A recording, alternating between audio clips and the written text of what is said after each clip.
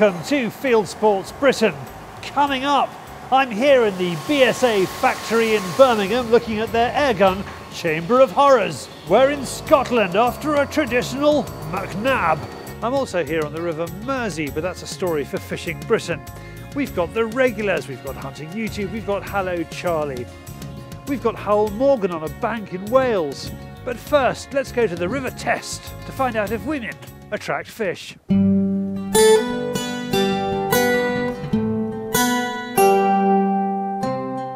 It is the August day at Kimbridge on the beautiful River Taff, a place so rich and rare that that bloke from Pink Floyd lives on the other bank. After breakfast at the lovely Bourne Valley Inn, writers from country magazines and even the Mail on Sunday have come here to fish for trout. So what's going to catch trout in the River Taff at the beginning of April, especially when you are limited to upstream dry fly and nymph? The word on the street is that it has to be shrimp. Now the moths have had a go at my fly tying box over the winter and munched all the pink seal fur I would normally use for that. I need something pink for shrimpity shrimp. Where will I find pink? Ah, the PR girl's hair. Shrimp is the way forward, so I need something pink, and I was looking around for something pink to tie a fly with. I wonder where we could find something pink to tie. Just a minute. Oh! What's this? That's my Arsenal red. Right, it's pink enough for me. How are we going to do this? Am I going to cut it off or are you? I think Laura should. Oh no, hang on, Laura. I'll give it a go. Laura, can you come over here and cut it off, please? That's fantastic. Okay, Claire, that's what I've got. Fantastic. Oh, that's all. Okay, that's perfect. that's I was worried about a big chunk coming out. That is a big chunk. That was most of it. Right, I'm now going to tie a fly with your hair. Thank you very much. Fabulous. It is the work of moments to tie a fly. Cue the music. I guess PR girls' hairdos don't come cheap, so these trout had better appreciate it. I think that's a good solid 9.5, darling. It's got the Arsenal red. Look, it's beautifully tied. It's like a little hedgehog from that way. And I'm sure it's going to catch you many, many trout today. She is such a Londoner. Now, there is much talk about how women are better at fishing through the magic of hormones than any ability on their part. Certainly, hormones are hard at work on this river, as these randy drakes display. Maybe I should have asked Claire not for pink straight hair, but brown curly ones. There's this thing about pheromones attracting salmon. There is a belief that women are very successful salmon anglers because of pheromones attracting the fish. Whether there's any truth in it, who knows? But it's a nice thing to believe. That said, I think what tends to happen is women tend to be more diligent pupils, and they're much better at diligently and carefully searching the water, particularly close in under the bank, whereas men like to wade in and go charging in and cast as far as they can, meanwhile standing on the salmon they could have caught. So what does the test have to offer today? Roach, pike, grayling, and obviously trout. I've personally caught pike to nearly 20 pounds out of here. Lovely roach, big chub to over 6 pounds, and obviously trout. Biggest I've seen out of here is probably touching double figures, so there's some really big fish in there. Other people are catching on shrimp type flies, but I am not having much luck. Mail on Sunday bloke, a novice, gets into a fish. Even Wes Stanton from the shooting show has landed a big grayling. Notice the mark of the cormorant on its back. But I am not sure he completely understands the genteel art of stalking fish in chalk streams. I've never fished a dropper before, hence the more than healthy number of tangles I've been getting, but kind of using it as a bite indicator at the moment. You realise you're going to be drummed out of the Houghton Club on 5 counts in that last sentence alone, don't you? What club? Back to the fly that Orvis is now calling Claire's fancy. I try everywhere. The long slow bits, the babbly shallow bits. Right, here's Charlie theory number 425. If they're not taking on big, slow-moving water on a hot day like today, go somewhere where there's lots of bubbles and lots of action to hide you from the fish. This way. But that doesn't work either. At last, I find a place where fish are rising. Not big fish, but fish. Then this happens. Once again in slow motion. Let's call that long-range catch and release. It proves, however, that you, with perseverance, can catch a grayling on Claire's hair. I offer Orvis the rights to produce the fly and sell it to the mass market, but they tactfully point out that they don't want a bald PR girl. that just goes to show, either when you get to a river like this, where the trout are wily, don't try anything new, or never trust a lady. For more about Orvis, both for fishing kit and for fishing at Kimbridge, go to orvis.co.uk. From Lady Gardens to Man Mountains, let's go to David on the Fieldsports channel, News Stump.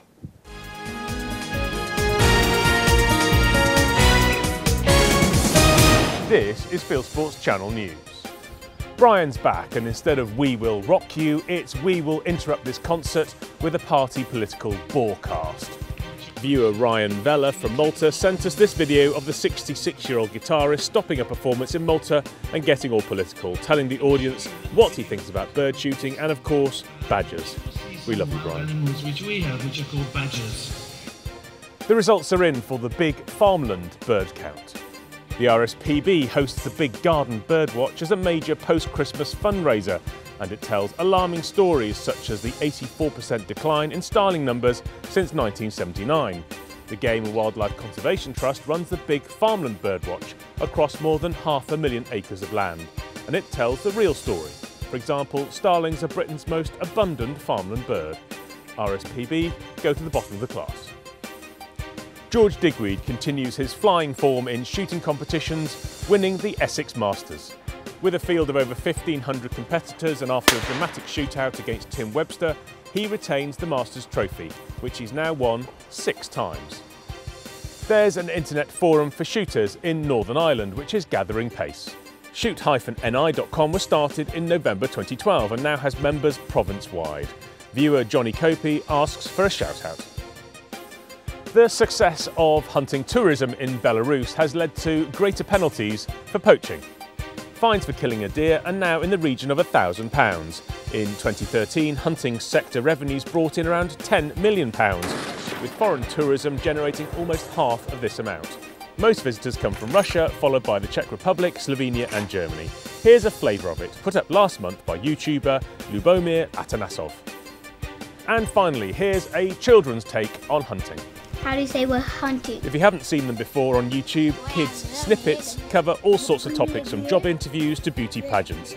In this one, they're stalking and talking to a reindeer. Roy Lupton uses a very similar technique. You are now up to date with Fieldsports Channel News. Stalking the stories, fishing for facts.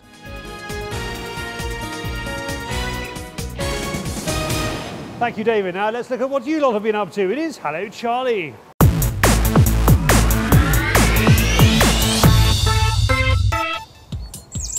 Hello Charlie, Mark Yaler here, out in the garden of England, after some pesky rabbits. Love the show. Want to say hello to my brother Andy in Canada, he loves the show too. Hello Charlie, this is Jason Doyle from Ireland, in Yorkshire with Pete Carr with the book of a lifetime. Lift the reel. Hello Charlie, this is some roast stalking in Somerset, and this is the first buck on the 1st of April. Hello Charlie, Jamie here from Rural Hup. Been pigeon shooting on the Aussie rape again. Had 34 today. Hi Charlie. Send us your own Hallo Charlie. Film yourself on your mobile phone, just a sentence saying Hallo Charlie, who you are and what you're up to. Then share it or email it via YouTube, Facebook, Dropbox, or you send it, you name it, to charlie@fieldsportschannel.tv. Now, we're in Scotland after a traditional McNab. Ah, you can almost smell the peat. We're on the Rottal Estate at Glen Clover in Scotland. It's mid-September and the midges are hungry.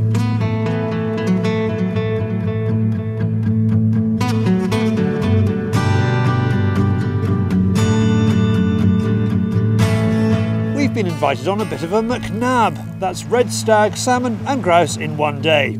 We've been lucky enough to have been asked to film a few of these, and with some incredible success.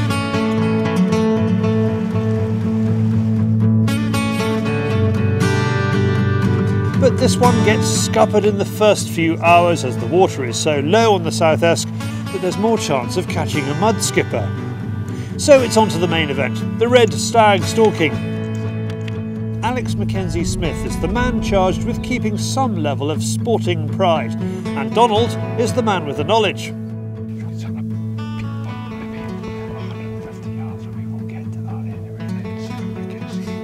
Up here, every day supplies the stalker with a different challenge. This afternoon it's the stillness of the day, which means the midges are able to make an even greater nuisance of themselves. He guided me into within about almost exactly 150 yards, and we identified the beast, which was a good young beast, very nice beast with it had shed all its velvet, a nice beast, and it was lying down having its afternoon siesta, and we lay there in the prone position over the rifle, we lay there for almost exactly 50 minutes before. Which wasn't great with all the midges around us, was it? Which was, no, absolutely, it was. We got eaten alive, and I still have the marks all along my lip to show for it.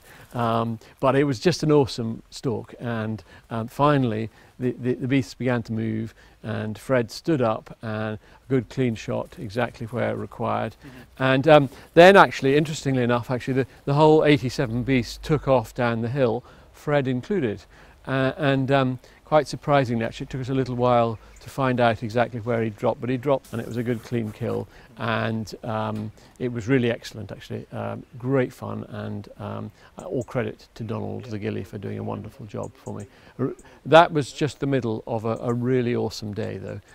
Estate owner Dee Ward comes with Alex. He and Alex are neighbours, and we're hoping to complete the full McNab of a salmon, brace of grouse and a staggy, but a day's sport is a day's sport, and Alex has bagged the perfect beast. On the descent, Dee and Alex can have a go at the grouse shooting. The numbers are good thanks to Dee's conservation efforts. When I took over, which was about 8 or 9 years ago, we had very few grouse. They hadn't shot for a few years. We've really stuck to the basics, and they are putting a lot of grit out. We've used medicated grit, which helps obviously keep the grouse healthy. We've burnt a lot of heather, and we've killed a lot of vermin. And those are the three main things, especially things like stoats and weasels. They will destroy a nest, and they can do a lot of damage. So by reducing the number of stoats and weasels, as well as things like hooded crows and the like, that's made a big difference.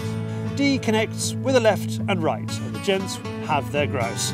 If he had grassed a salmon, Alex would have persevered with trying to shoot a brace of birds, but the McNab will have to wait for another day, and we don't want to tempt fate, given the date. Hey, Friday the 13th of September, you know, and it's lucky for some. I got a stag, but not lucky in terms of getting the overall McNab, but a wonderful day. Friday the 13th claimed this McNab, but it certainly didn't spoil the Scottish experience. If you would like to see what the Rottal Estate has to offer, please visit rottalestates.com. What can go wrong with an air gun? Let's find out. BSA is not only busy manufacturing air rifles, it also keeps them firing pellets well into their old age. In the Product Evaluation Centre there are a few old girls in for a wash and brush up, and a few more modern rifles that need unclogging and sending back to their red-faced owners. This is a Super 10 that's come in where a customer has decided to fill the barrel full of lead. Now, they didn't really decide to do that, did they?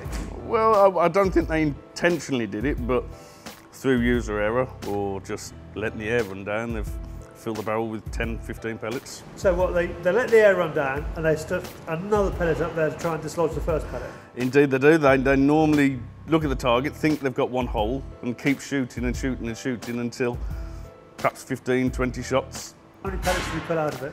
Well, this one, I can't remember something. I think there was about 13 or 14 pellets in total. That's not the most we've ever had.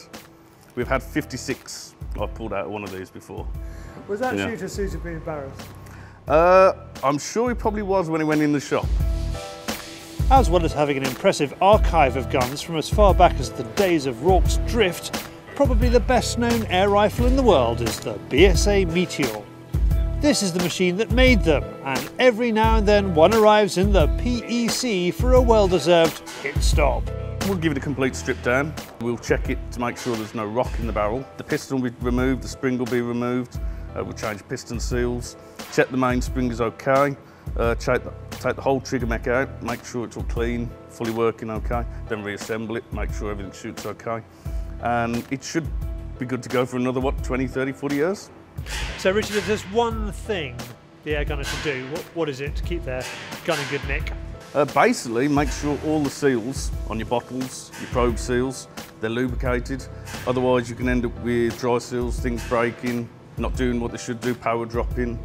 Also give the gun a nice wipe over with an oily cloth to make sure that you haven't any rain or any water left on it from a hunting session. Do I just give that a squirt of WD-40? No, it's best not to use WD-40. Funny, everybody says that. Yep, because it's silicone based.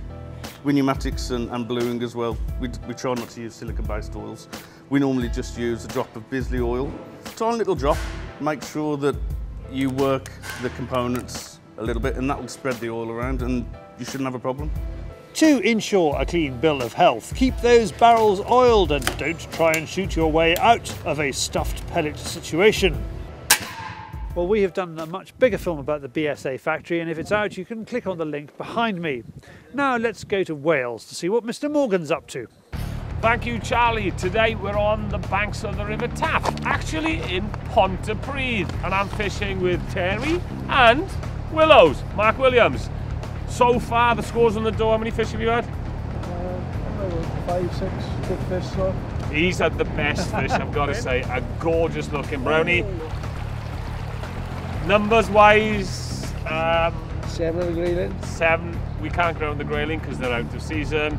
And I've had 0, but it's been a fantastic day. We've been fishing with bugs to start with. Yeah, bugs. You've caught on dries. But tell me, right, there's some quality fish in the river. Why is Taff now producing some monster trout? Well, I think it's just due to the abundance of fly life is unbelievable. Yeah. You go do a kick sample and there's just thousands of different kinds of flies.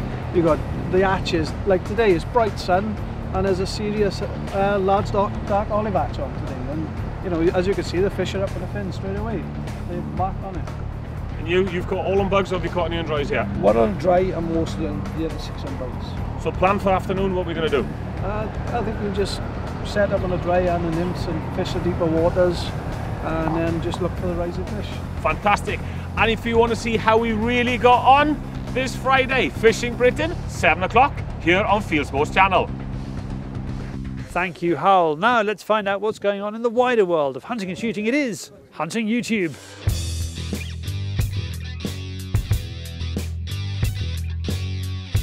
This is Hunting YouTube, which aims to show the best hunting and shooting videos that YouTube has to offer. We're heading all over the world in this week's Hunting YouTube. Let's start with Australia, where Aussie Bush Harvest has a go at a white fallow deer. As he says, awesome skin and great meat. High volume dove hunting in Argentina with Cabela's Outdoor Adventures has the American shooting shop heading for one of the luxury lodges that have set up in the middle of South America's biggest pest problem. Now to North America, and I don't go a bundle on people standing around and talking in films unless of course they are on Fieldsports channel. Hypocrite, he hissed. The Browning guy shows up in places all across the USA. Here he is at the annual Western Hunting and Conservation Expo in Salt Lake City, Utah. If you had any doubts that hunting is conservation, then this is the show for you. To Europe, where Spanish YouTube channel Carles Castillo HD is stalking chamois in the Alps. In another cross-border hunt, the German Halali magazine is in Scotland. A couple of months ago, Halali put up a pretty film about stag stalking on the island of Islay. Now it's back in the same place shooting birds over pointers on the Callumkill estate. One of the shows on Outdoor Channel is showing more interest in YouTube. About time too, they cried. Driven is a reality-based hunting show hosted by Pat and Nicole Reeve, featuring action-packed hunts from around the world. Here's a clip they posted about cutting a red stag out of the brush.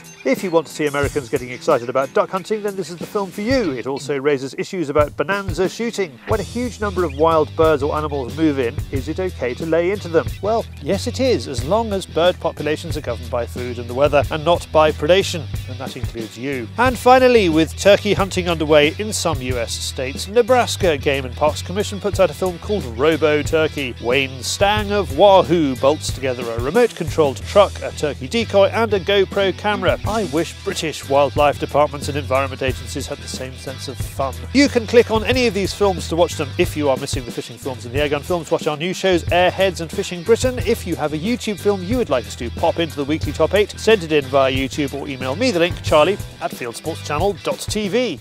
Well, we are back next week, and if you're watching this on YouTube, don't hesitate to hit the subscribe button that's somewhere around the outside of the screen, or go to our webpage, fieldsportschannel.tv, where you can click to like us on Facebook or follow us on Twitter, or pop your email address into our constant contact box, and we'll constantly contact you about our programme that's at 7 PM every Wednesday. This has been Fieldsports Britain. Good hunting, good shooting, good fishing, and goodbye.